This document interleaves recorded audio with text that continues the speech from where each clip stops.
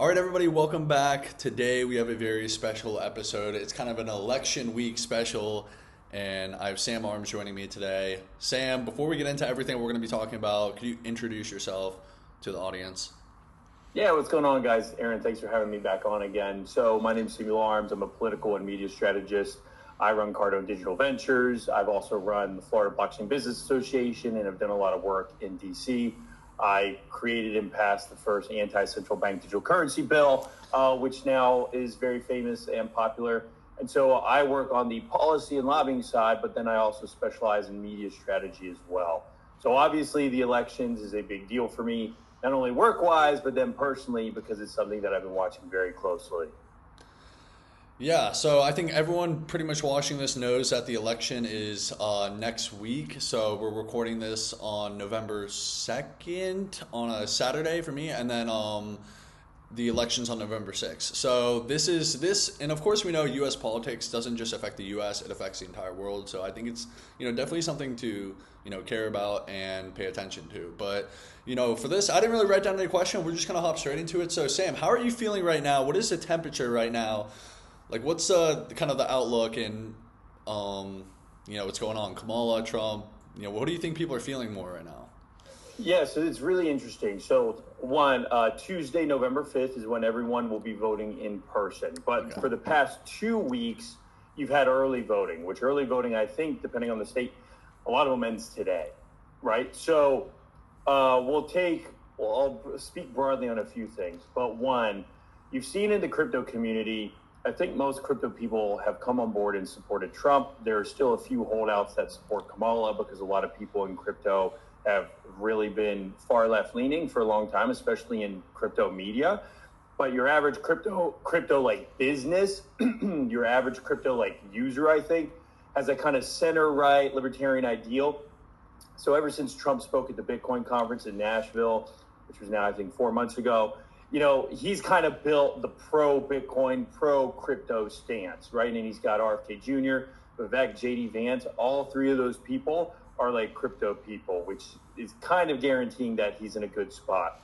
On the flip side, you have Kamala, who, hasn't done anything with Gensler.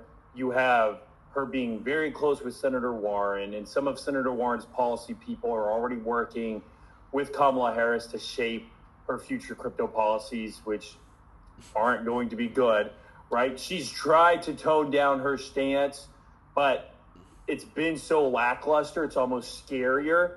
The fact that she won't just come out and be like, oh, I like crypto.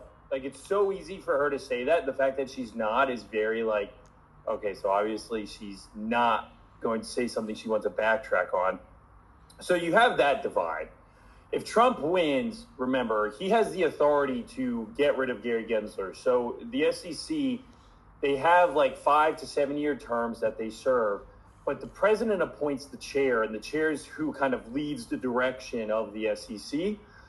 So Biden, Biden appointed Gensler as chair of the SEC. If Trump wins, Gensler will still be there for a year or two, but Trump can say you're no longer the chair, essentially ex-naying any authority and power that he has. And then when Gensler leaves, Trump can appoint someone new. So that's kind of like the overall atmosphere that everybody's waiting on. If you want, and I can kind of share my screen. Yeah, go ahead. And give you like a little more detail. So what I'm going to go into is the actual electoral map, just briefly, right? So can you see that? So let me see, what view do I want to do? Let's do this guy. That's good. That works. So right now, this is 270 to win. So I know you have an international audience. We don't live in a pure democracy in the United States. It wasn't designed that way. We have the Electoral College. The easy way to think of it is every state is a country, and how do you make it so that there's a bunch of countries that are voting for who they want to have like overarching controlling authority? Because obviously, these countries wouldn't join a federation together if it meant the big countries had more over the smaller countries, right? That's the first 1 to 270 wins, right? And I'm just going to assume some things. Like, this is what I think the current political map looks like, with the biggest unknowns being these states right here. So if you look at Trump's schedule, He spends a lot of time in Pennsylvania, Michigan, and Wisconsin. Like Florida, for example, solid red. Texas is solid red. Nevada traditionally is a blue state, but it's looking like Trump's going to turn that red. So you can see Trump is already right next to 270 with just this map, right? But of course, Kamala can take that away from him if she wins all three of these states, right? She'll have 270, he'll have 268, which is kind of a nightmare scenario because it's so close. There is actually a scenario where what happens? I think I can make a scenario where it's a tie. I forget how I do that though, but there is a variation of this map, which is actually pretty crazy, where Trump and Kamala are actually tied. I think it would be what if he won both of Nebraska's seats? Yeah. See, look, this is possible, by the way. This is a possibility that they could be tied. If they get tied, I don't know if you want me to go down that rabbit hole. Yeah, you can go down it. Do it. Yeah, so what happens if there's a presidential tie is every state then, essentially it goes to, the presidency goes to Congress. And in Congress, and it's the current Congress, not whatever's going to be elected, so the current Congress today. And every state gets a vote. What that means is literally instead of the Electoral College where Florida has 30, Texas has 40, Florida has 1, Texas has 1, California has 1. So as you can see here, there's more red states than blue. So if there's a tie, the House, with each state delegation voting, would probably vote for Trump and win. However, it's only Trump. The vice president is decided by the Senate, and the Senate's currently controlled by Democrats. So there's a world in which Trump could become the president and Kamala could become the vice president. That would be hilarious. That'd be crazy, right? So if there's a tie, which once again, this is actually like not too, like this is possible. Like this could happen. Very small chance, but like if you look at this map, all these states aligning like this is very possible. If they can't decide on who's going to be president, the Speaker of the House becomes president until they decide. And currently the Speaker of the House is a Republican. Is it Mitch McConnell? So? No, that's the Senate. And he's the minority leader in the Senate. It's Mike Johnson. Mike Johnson is the current Speaker of the House. So that's how all that would work. But right now, what I'm looking at with the data that I'm seeing, it's looking like Trump is going to win Pennsylvania and Wisconsin. Michigan's kind of up in the air. Michigan, I'm going to say, is probably leaning blue, and Minnesota is probably going to be solid blue, I think. Yeah. I've heard some rumors that Maine is actually looking more red, which I found interesting, and same for New Hampshire. But if you look at the math, let's just do this. If Trump just wins Pennsylvania, he wins. If he just wins Wisconsin, he wins. So Trump has a lot of paths to victory, whereas Kamala has to win all of these states to win. So it just becomes a math game. So this is why when people are thinking, like, why is Trump doing rallies here? What's kind of the focus and the strategy of what states they're playing off? Like, Trump hasn't had any rallies in Florida because he doesn't need to. He hasn't been rallying in any of these states because he doesn't need to. Where he needs to be is really in these three states. Yeah. He did a rally in Nevada, and that's what matters. Yeah. I mean, it comes down to I feel like the past couple elections have come down to really Pennsylvania, Michigan, Wisconsin. Those are the big three. And then Nevada and also Arizona are swings as well. Do you think, I mean, it's kind of interesting you say that because I think Arizona went blue and Nevada went blue last election, correct? I believe you're correct. So if I just look up, I think they let me see previous maps. Let me see, 2020 election.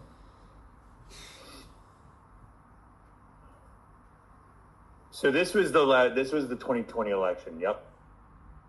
And of course, everything was delayed. So counting in Georgia was delayed. Counting in PA was delayed. Counting in Arizona was delayed. Right. The delays. Delays, correct. And that could happen again. That's why I'm saying, like, that previous tie map is possible. But here's what's interesting. Do you want to pull Wisconsin, up the? Do you want to pull up the 2020 map? This is the 2020 map. Is it? It's not on. Oh, I'm sorry. It opened up a different tab. Yeah, I got you. Sorry, I thought you were. Yeah, I was confused. Can you see this? Like, no. Oh yeah, now I see it. Yep. Now we see it. Yep. So here's what's crazy, right? So yeah, Arizona was delayed, Nevada was delayed, Georgia was delayed, Pennsylvania was delayed, even Virginia might have been delayed. Biden did really well among middle class, white guys, and union voters. All three of those do not like Kamala. And all three of those are very big in Wisconsin, Michigan, and Pennsylvania. So she's doing very bad among that demographic. And then with Hispanics, Trump is doing better with Hispanics than any Republican's ever done. In fact, it's scaring Democrats. Yeah, I mean, I think if you look at where the Hispanics are, where are the Hispanics? Mostly, they're in Nevada, California, Arizona, New Mexico, Texas, Florida, and then, of course, they'll be in places like New York. But Florida and Texas are very red. If Hispanics in the numbers they're turning out are red, Arizona and Nevada could very easily go for Trump. Let's look at the 2016 map. I'm curious to why you think, since Georgia went blue, obviously it was very controversial and everything, but Georgia went blue last election. Why do you feel so strongly it's going to flip red? Because that, it's traditionally a red state. I'm confident because, my screen, there we go. Can you see it? Yeah. This was Trump's map, which is crazy to look at. That he won PA, Michigan, and Wisconsin. Like, what a crazy sweep. So, why I'm confident in Georgia? I'm confident in Georgia because the COVID policies really affected how people were voting. And they were really relaxed voter laws. Not saying there was voter fraud, but it would have been very easy to have voter fraud and get away with it. Now, Georgia, Virginia, I think Michigan, I think Arizona, have all passed very strict voting laws since the 2020 election. Now, there is an account I follow, and I'll pull up my X, and I can show you guys some of the stats. Let me find the account before I kind of show you what the account is. But here's what the account I'm about to show you tracks. The account I'm about to show you tracks voter turnout in 2020 compared to voter turnout now. And so it's not a perfect measurement because in the United States, for example, you can see how many Republicans are voting, but you can't see who they're voting for. Does that make sense? Yeah.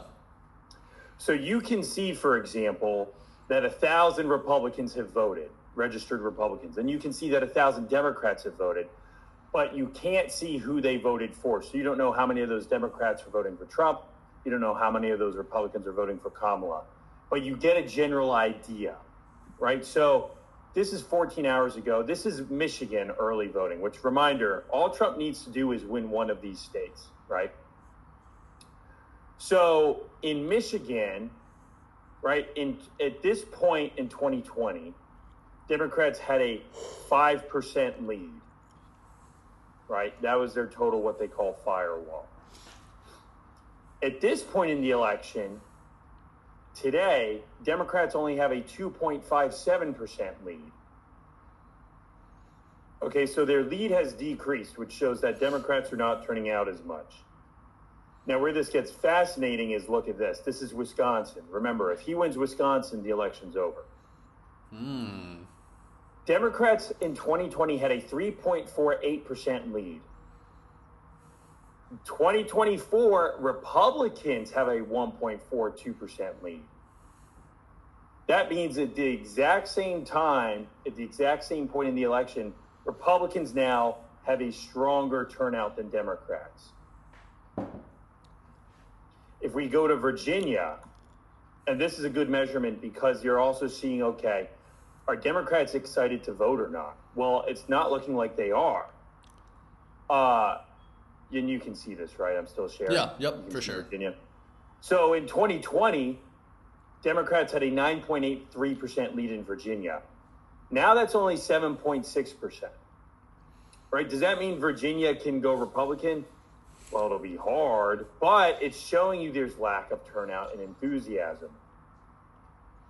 And remember, we don't know how these people are voting.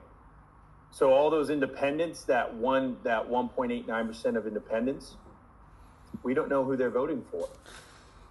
I want to talk real. Oh, you keep going. I'll just go over. Let me do maybe two more. I'll do Pennsylvania. Here's huge. This is huge, dude. Look at this. At this point in 2020, Pennsylvania had 23% lead for Democrats. How is that possible?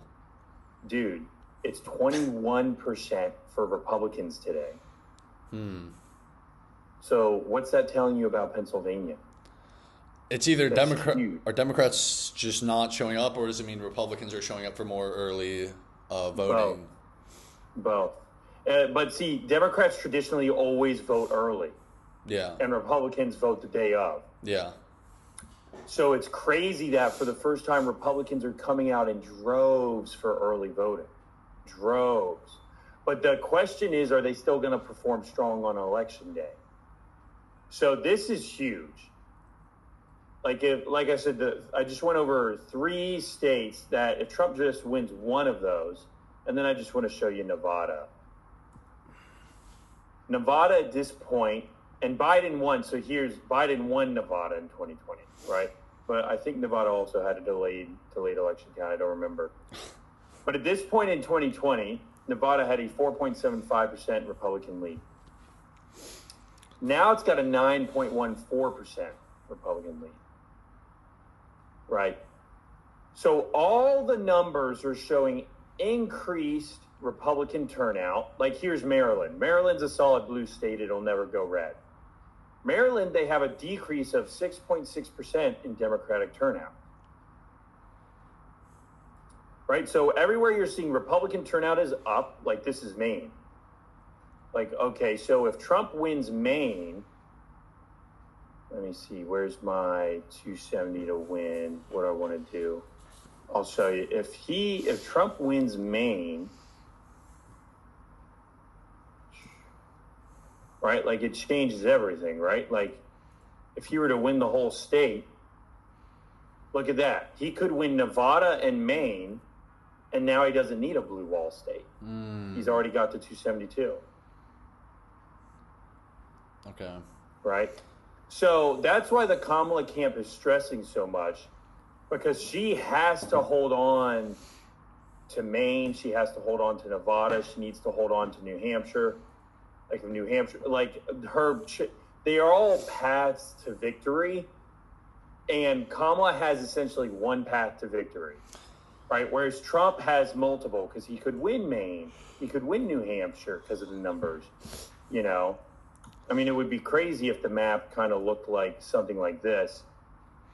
I mean, who knows? I don't think he'll win Virginia. But even Virginia is showing decreased Democratic turnout, right? So who knows what will happen. But I don't think this is what the map will be like, but it just shows you Trump has tons of options. Yeah. I wanted to talk just a second about Virginia because that's my home state. Virginia, because you talked about, someone brought it up, and like if you go and you look at, obviously it's, you know, since I think Obama, it's been going blue. So it was traditionally a red state, and then since Obama, it's kind of flipped into like a, you know, it's been going Democrat. It's like I think the Democrats really write it off as it's going to go blue nowadays. Yeah. But there was a Republican governor that was elected in 2022, which I think was kind of Tim Kaine, the old governor of Virginia, was after COVID became very, very unpopular because he did a lot of things that were not helpful. And people were basically like, I don't give a shit if it's a Republican. We need somebody new in, you know, we need to change it up. But I do think that is signal. I don't, you know, if I had, if I was trying to be conservative with my money, you see the poly market thing, which I think the poly market, I don't really like it that much because you could easily just be a whale and manipulate it. So I don't really give a shit about Yeah. it, honestly. But on poly market, you see that it's, pretty pro, it's like 83% Kamala, I think 17% Trump.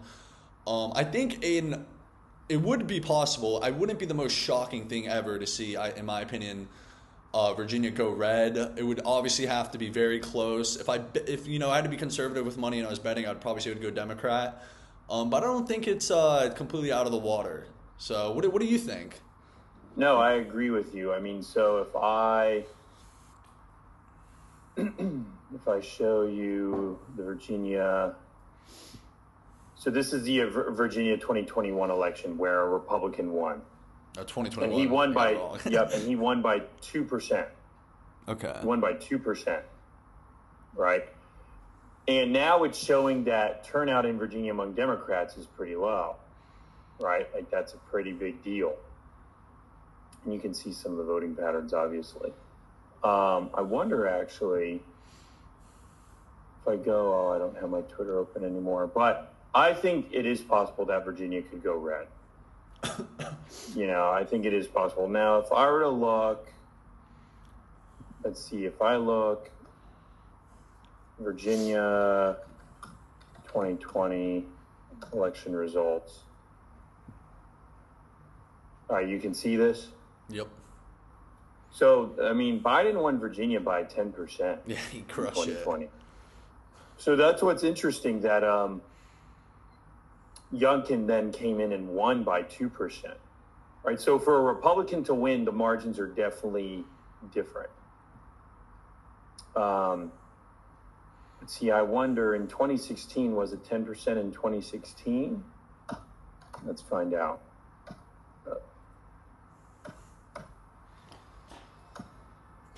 And this is just part of what I do is, okay, see, Virginia was closer in 2016. It was actually more for Trump in 2016, so it got bluer, which is interesting. And that's when Tim Kaine was Hillary Clinton's running mate, and he was really? I didn't from Virginia. I actually didn't know that. Yeah. So that's actually kind of funny because maybe the Virginians really don't like Kaine. They hated him. I think everyone hated him after COVID. Gotcha. Yeah, and I think because where I'm from in Virginia, it's literally the one super blue spot at the top right up there, so Fairfax County, and that's where all the people in Virginia are from. Like if you go, the most people in Virginia are from Fairfax County, and it's the very blue part.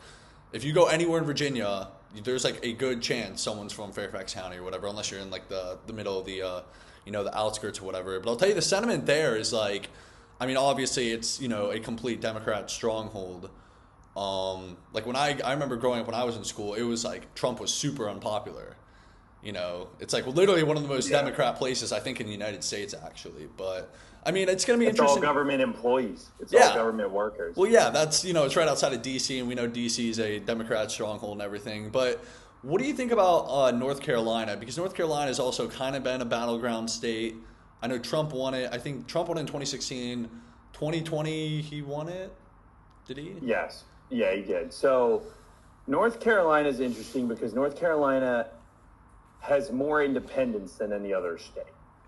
So that's what makes it interesting. So if we go at the North Carolina 2016 results, Trump won it by 3%, which really isn't that much, right? I mean, it is, but it's not. It's about 200,000 people, right? So now if I go... Do you want to pull up your screen again? Huh? Do you want to share your screen again while you're on this? Thanks. Yeah, I need to be reminded. I just need to change the view. There we go. So North Carolina, you can see here, went for Trump. He had about a 3% advantage in 2016.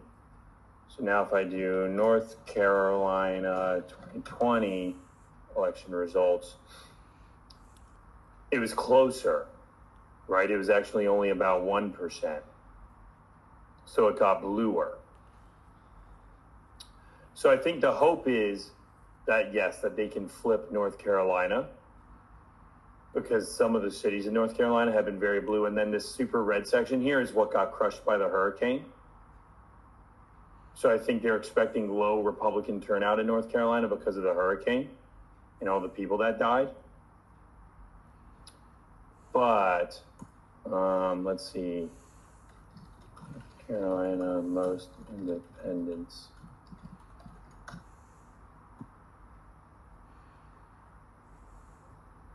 Yeah, I'm wondering, upset forecasters break down the 2024 race.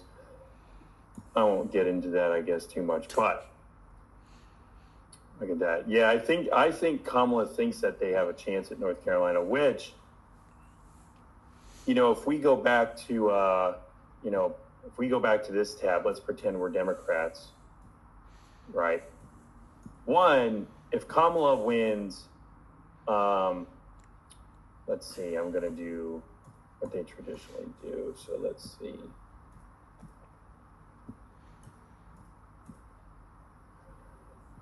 Okay, she's still not at 270. Why is she not at 270? What am I missing? Virginia. Oh, there you go. Thank you. Okay, so she's at 276. Okay, so Trump's saying, okay, well, I can move into PA and I can move into Wisconsin. But then, yeah, what if Kamala wins North Carolina? I mean, look at that. That becomes very close, right? Like, Trump could win Pennsylvania, lose Wisconsin. If she wins North Carolina, she still wins, right? She might think she has a shot at Georgia. So what if Trump wins Pennsylvania? That trade-off works in her favor, right? Because Georgia has more electoral votes than Wisconsin. Now, if Trump then wins Nevada, even if he still wins Nevada, yeah, it still doesn't help. Oh, wait, no, does it? Yeah. Do I have to do it all the way? No, yeah, it still doesn't help. Yeah. So you see how this electoral map becomes such a crazy strategy, right? Like, this would be a very odd-looking map. Yeah.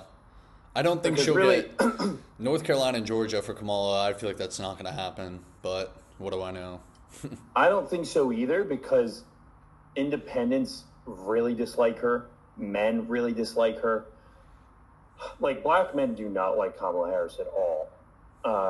And the studies and the stats keep showing that. This is actually going to be the most divided election by sex. There are huge margins of men of all races and all religions voting for Trump, and women all voting for Kamala. Like, this is the first election where I think your gender, your sex, is the most defining feature of the election in predicting who you would vote for. Isn't that crazy? Yeah, makes sense though, I guess, because she is a woman, so I guess it would be... Yeah, but it wasn't like that for Hillary Clinton. It wasn't, but it kind of, people thought it was though. I feel like, remember, it was a big upset? It was a marketing technique, but here's the thing. It didn't show up in the numbers. She still had plenty of male voters. Just how Biden still had plenty of female voters, but this is really skewed. It's really skewed. I mean, look at the podcast. Trump's on Aiden Ross. Who watches Aiden Ross? Man. He's on Fresh and Fit, I think. He's been doing all the comedians, which are mostly male audience. Kamala, who really isn't doing many interviews at all, but she'll go on The View, all women. She'll go on Call Her Daddy. Yeah, that's a big podcast, actually. For women, yeah. Right? So it's very fascinating. I mean, so you could also look at turnout of this election and look, are more men voting or more women voting? And if you see more women voting, there might be a bigger chance that Kamala Harris is going to win that state. So this is what I'm looking at. I mean, I won't know until Election Day. I have a strategy for American policy, whether Kamala wins or Trump wins. If Trump wins, it's obviously going to be a lot more bullish. I think America in general will have like a golden age because of the team that he's built around him with RFK, Tulsi Gabbard, Vivek, Elon. Like, come on, like Trump's got such a good team. If Kamala wins, I don't think it's going to be the end of the world, but for crypto, it's going to really be tough. It's going to be 4 more years of fighting Gensler, 4 more years of just not great American policy. I think you're going to see companies, looking to re-strategize, maybe just say, hey, we're just going to stick to Asia and Europe for now.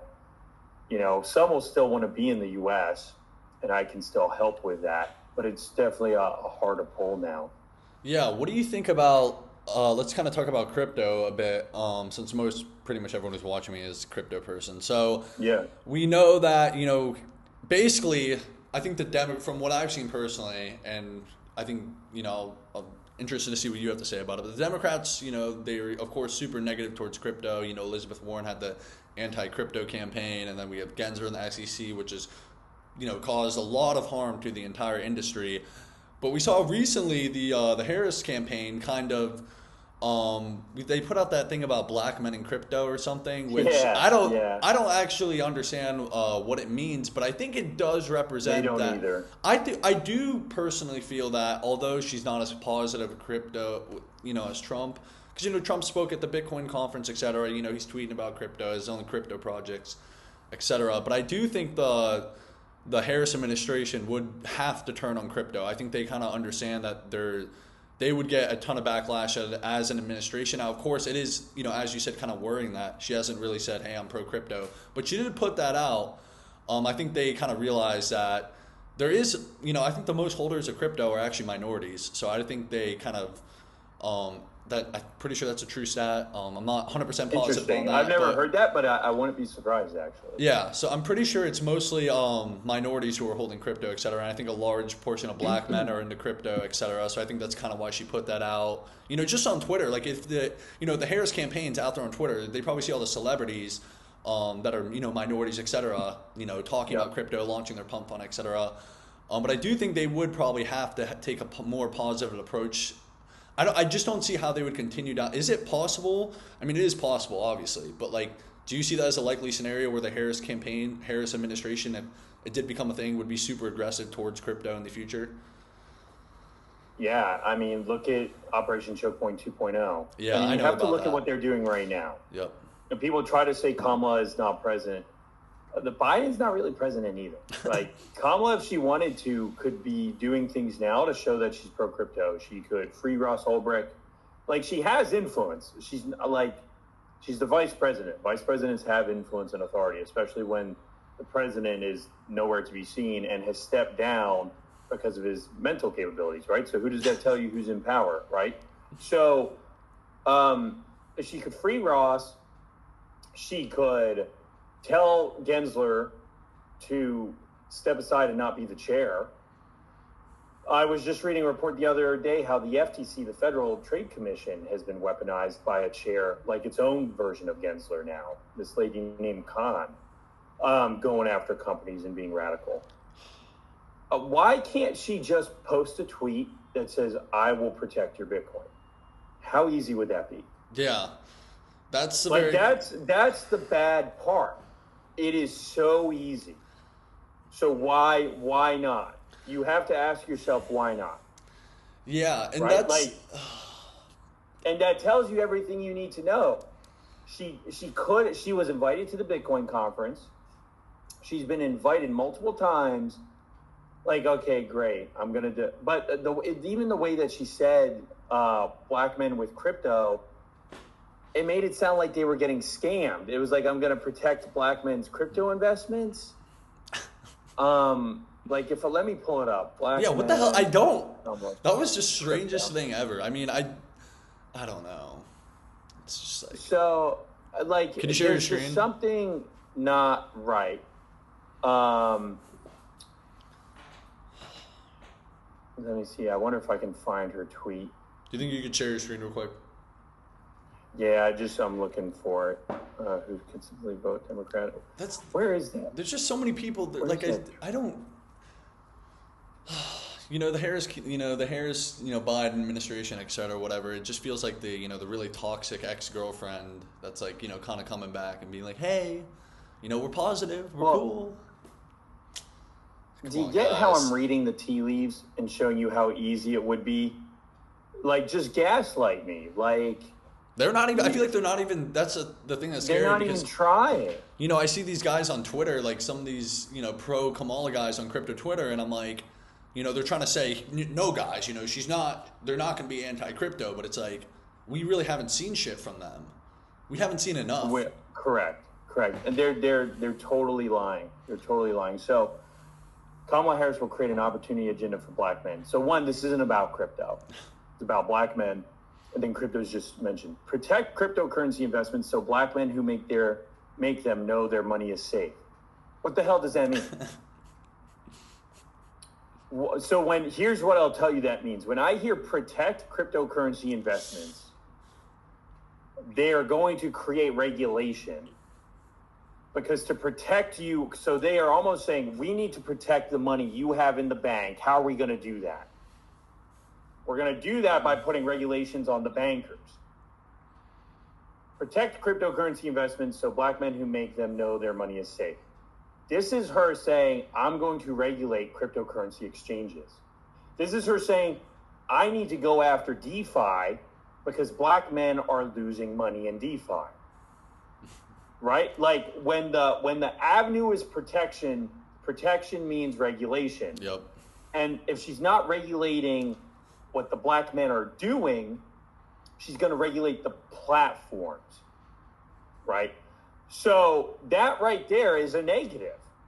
Like when I read through the political language, that's a negative stance against crypto. Because you're saying, I have to protect you from crypto. The implication, it's very subtle. The implication here is what? That there's something risky and bad about cryptocurrency investments or where they're investing them. Otherwise, why would you need to be protected? Right? Sorry, I forgot to share the screen again. So it's the third bullet point, right? So look at that language. Protect cryptocurrency investments so black men who make them know their money is safe. That does not sound like pro-crypto language.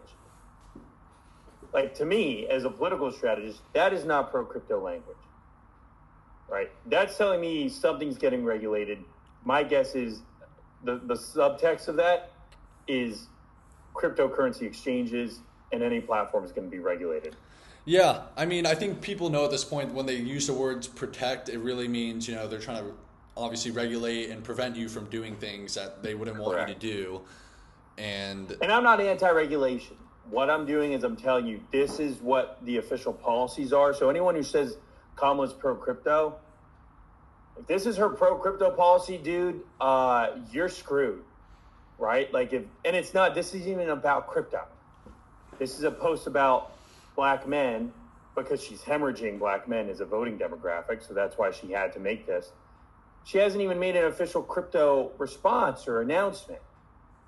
How are you going to try to tell me this is a pro-crypto candidate? You can't. It's factually incorrect. The best you can do is you can tell me, well, I just don't like Trump. Okay, that's fine. If you don't like Trump and you're willing to suffer with Kamala being anti-crypto, that's okay. You're entitled to your opinion. But you can't tell me she's pro-crypto, right? It's so easy, Aaron. It's so easy for her to just to post something like this and say, if you're in crypto, I'm not going to ban your Bitcoin. Yes, I want regulations, but here's what I want regulations around. She could outline it.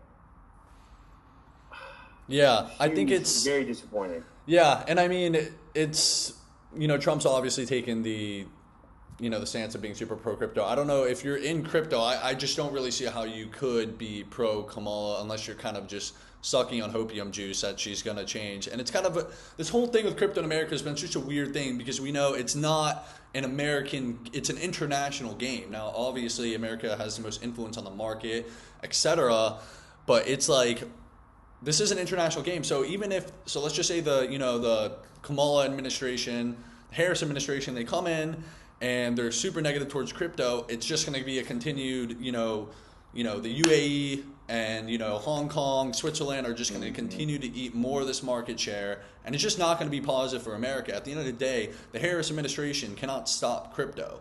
That's kind of why this whole thing's been going on. Just move out of the U.S., which is people will just leave. It's just going to harm. We're just going to lose money. We're going to lose market share. We're going to lose companies, etc. I mean, Trump was not pro crypto. I think he kind of realized that. I mean, of course, everyone around him was telling him, "Go."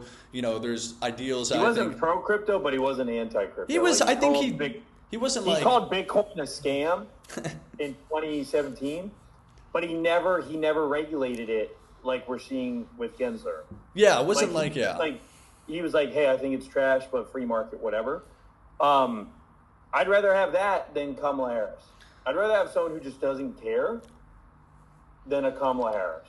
Yeah, and I think a lot of people, some of these, morons on Twitter, they're like, oh, well, Trump talked bad about Bitcoin, he could flip, blah, blah, blah. I'm like, I honestly don't think he gives that too much of a shit about it. I think it's just, and I don't think it matters either. I don't think it matters if he's really deep in his heart a believer in Bitcoin and crypto. Yeah. It just really, what's his administration going to do? The crypto community has given him over $100 million. So that's a big difference from 2016. We've now given him over $100 million for his campaign. And he's not going to attack people who give him money, plain and simple. And once again, people are policy. What that means is the people around a candidate represent policy. Who does he have around him? Vivek, pro-crypto. RFK Jr., pro-crypto. JD Vance, pro-crypto. Elon Musk, pro-crypto. How are you going to tell me he's going to flip? You think all four of those people are going to be like, yeah, Trump, go ahead, flip. Go ahead, ban it. Yeah, I don't think so. Yeah, I mean, he's got his own project, his own DeFi protocol at this point. So yeah, exactly. It's too late for that at this point, And correct. I think what I envision, and he's got NFTs. Yeah. There's Trump NFTs. How could it be any more obvious? And I think it's going to be interesting to see. If Kamala wins, I think we're going to see the market probably dip. If Trump wins, I think we're probably going to see a green candle, a new all-time highs. And I think if Trump, I personally believe my own market outlook is either candidate, it doesn't matter, crypto's going to do really well in 2025. If Trump wins, it's going to do much better because obviously I think it'd get crazy. I mean, what do you think? Because we've talked about, I guess, Harris and what she could do with crypto. What about with Trump winning? I mean, I personally believe that he could just go out and start the, U.S. Bitcoin Reserve and just start buying Bitcoin. What do you think? U.S. Bitcoin Reserve, at least not selling the Bitcoin we have. I mean, the Gemini brothers are going to tell him how to regulate it. I think it's going to be bullish on DeFi, bullish on TradFi. I think you're going to have more Bitcoin products, more crypto products like ETFs. It'll be easier to get a bank account. You won't be getting sued by the SEC. People won't be scared. And when people aren't scared, they innovate. Right? Like the fact that people are worried about the United States is not a good thing. But if you come in here and you're like, I feel free to just be smart and create something, it's game over. Yeah. I mean, I think we'll be the crypto capital easily. Yeah, for sure. And I don't think people understand how damaging the SEC has been towards the crypto industry and specifically crypto in the USA. Like, it has been horrible. I'm someone who works in the industry, and I know firsthand that some of these, companies that have gotten subpoenaed from the SEC, it's caused them hell. Like, literally, it's crazy. You talk to these people, they're like, oh, what is the one country, you're having a problem with and you're spending all your legal money and you're wasting all your time with? It's the USA and the SEC. Literally, it's not, it's not Russia, it's not North Korea, it's not Iran, correct. It's the United States of America, which is supposed to be, the free world and everything. So things need to turn around. It's not good at all. It's really, and it sucks to hear that too, because, being someone from the United States, I'm proud of my country, etc. And you talk to people who are not from the United States, and it's just like, the big problem They're like, is, what are you doing, bro? And I'm like, we're trying to get this shit going, but it's like, it's ridiculous. You'll have literally, like, some of these companies have been subpoenaed from the SEC. They're spending all of their legal money, all their legal time with just the U.S. SEC and dealing with the United States. It's not any other country. It's pretty ridiculous. And it's, once again, we talked about, it's stupid because it's an international market. So if the USA is not eating it, someone else is going to eat it. But, hopefully Trump wins. of course, if Harris wins, I'm still bullish crypto, and I still think she's still going to have a positive outlook. I don't know how quickly it happens, but I think she's going to be forced into it. I think it's inevitable. But I mean, it's going to get, I think if Trump wins, things could get really crazy. I wouldn't be surprised. I mean, he could do basically, he's kind of a guy who, he says a lot of things, so maybe not everything he says is going to happen, He's etc. got Elon here, dude. Yeah, I think he could probably just go in and just start buying loads of Bitcoin.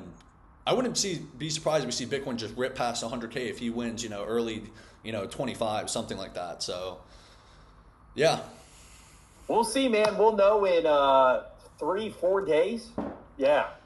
Yeah, it's very exciting. So, yeah, I don't really have anything else. We've been going for 45 minutes strong. I think we touched on kind of general politics and, the outlook for the general election, crypto and everything. But it's going to be interesting to see. Yeah, and hasn't it changed now where, how many days after, because everything changed in 2020, how many days after the election do they count votes for now? It's not on the day it's decided anymore, right? It goes by the state, but it's supposed to be the day of. It's supposed to be the day of. It's a whole nother issue. Yeah, that's, I guess a whole separate conversation that could go on for an hour longer with, people voting and voter ID and all that stuff, but. Yep. Yeah, it's going to be interesting to see. I think if you're pro crypto and you're in the United States, you should probably be pro Trump. And, if you care about your business, etc. But we'll see what happens. So, yeah. Well, thanks, Aaron. Thanks for having me on as always. I enjoyed it. And hopefully we are going to be really excited and bullish a week from now. If not, you'll see me over in Asia and Europe hanging out with you. That's hilarious. Yeah. Thank you for coming on, Sam. You're always, dropping amazing knowledge and everything. But before we kind of wrap this up, where should people, follow you and everything? Yeah, go on my Twitter. It's just Samuel Arms, ARMES, or go on my TikTok, which is the same thing. And that's where I'm most prolific. I do have a YouTube channel under Samuel Arms where I go over political strategy and kind of my focus there. But yeah, just any of those platforms, Samuel Arms. Awesome. Yeah. And if you're watching this on X, make sure to just follow me, and I'm going to be dropping interviews, etc. And if you're watching this on YouTube, make sure to subscribe, leave a like, etc. And yeah, thank you guys for watching and everything.